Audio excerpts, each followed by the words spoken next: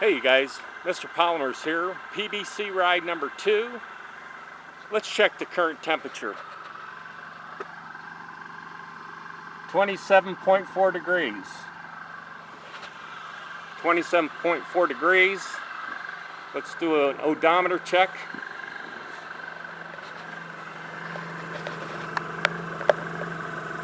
Beginning mileage 18021. 18021. Let's go for a ride, number 2.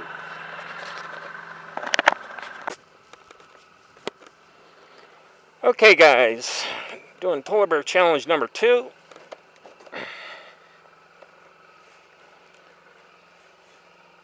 I'm going to have to get some gas here, so let's take her down to the gas station.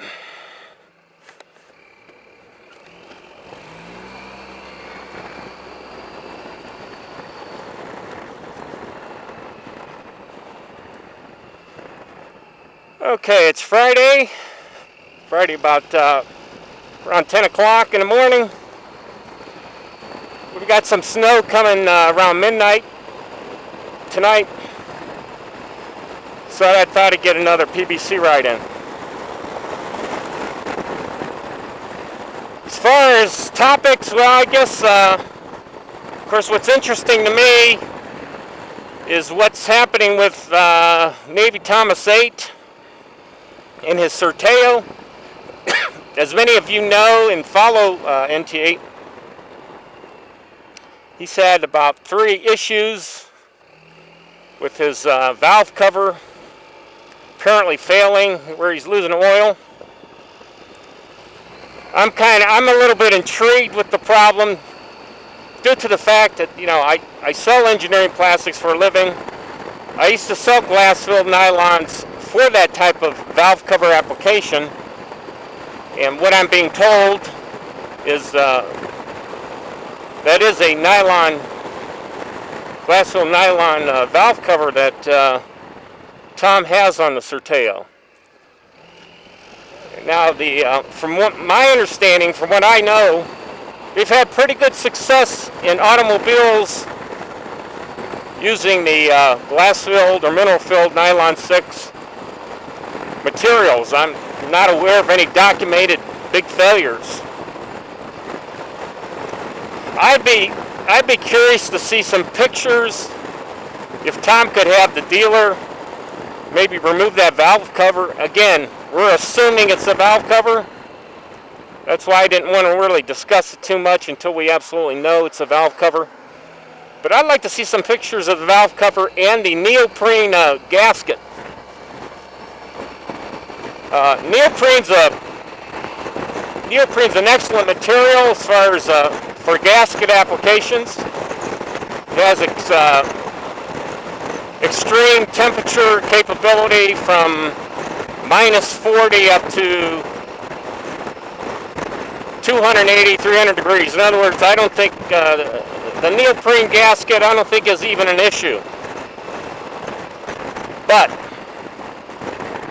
now get this, neoprene is attacked by motor oil, or we call it degradation.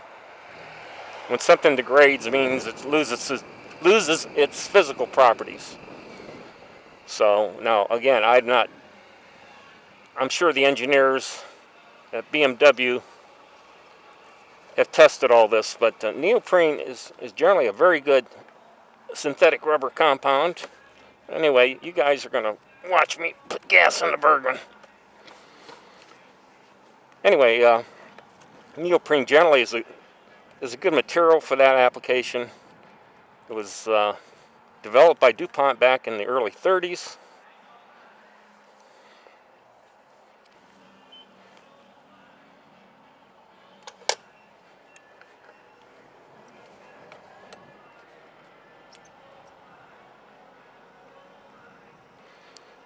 Anyway,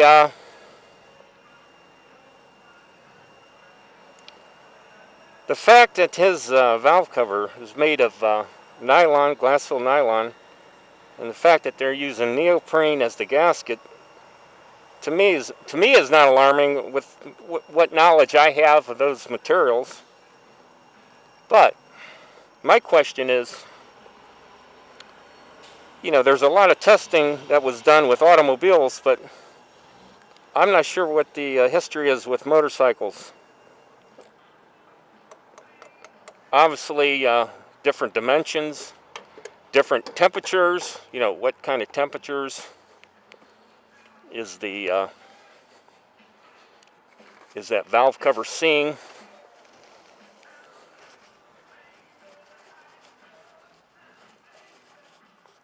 So I think it would be wise if the dealership, that quite frankly,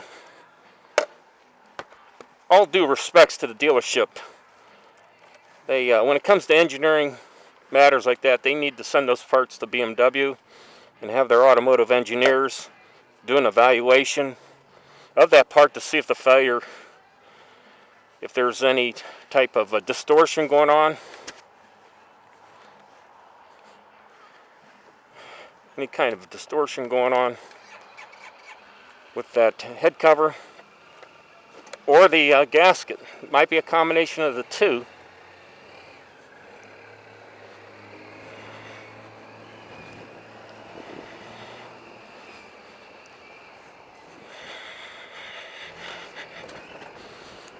So I'd like to see if it'd be great if Tommy could get some pictures, if that dealer is able to take that valve cover and the gasket apart and take pictures of it. It's really hard to diagnose any problem, obviously, just by talking about it. You got to actually see what's going on. So anyway, I'm sure, I would assume BMW will figure this issue out. Okay, folks, this is the Pro Football Hall of Fame. Take a little ride down through here.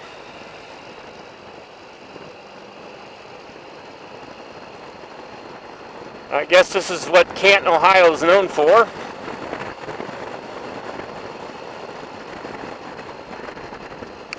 Believe it or not, as close as I live to this place, I've been in here once.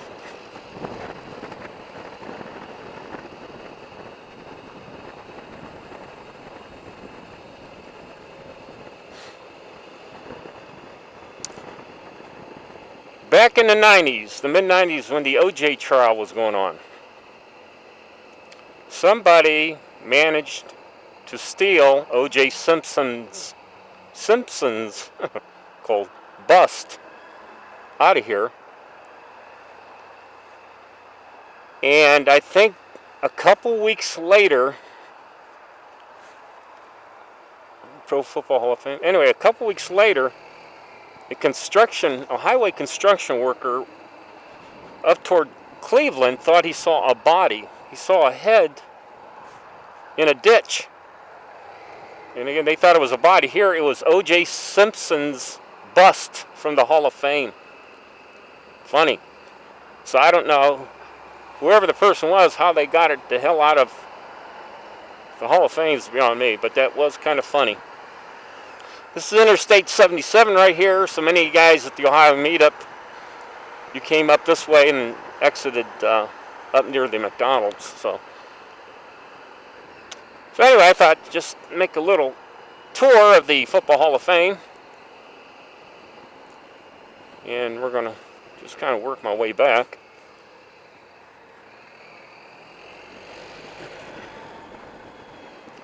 Okay, beyond there, folks, beyond the Hall of Fame, that's Fawcett Stadium. So any of you watched the Hall of Fame game, in fact, let me see if I can pull down here.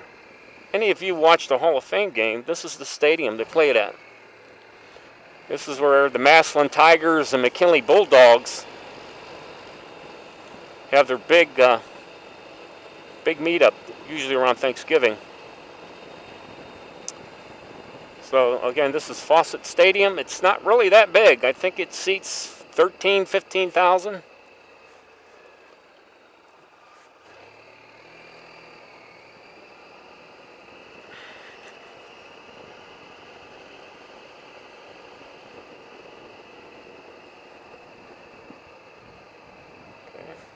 I'd ride up there, but Anyway, that's the stadium.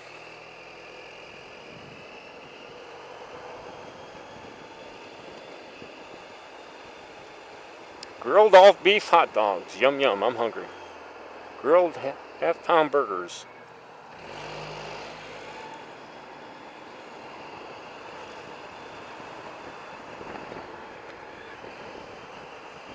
You guys can see the sign, Fawcett Stadium.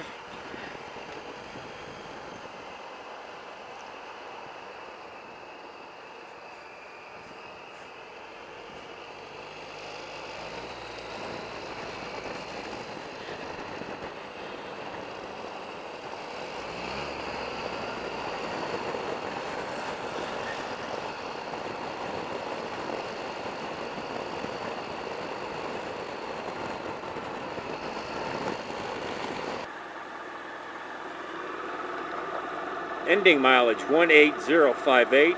18058. That's number 2 of the Polar Bear Challenge. Talk to you guys later.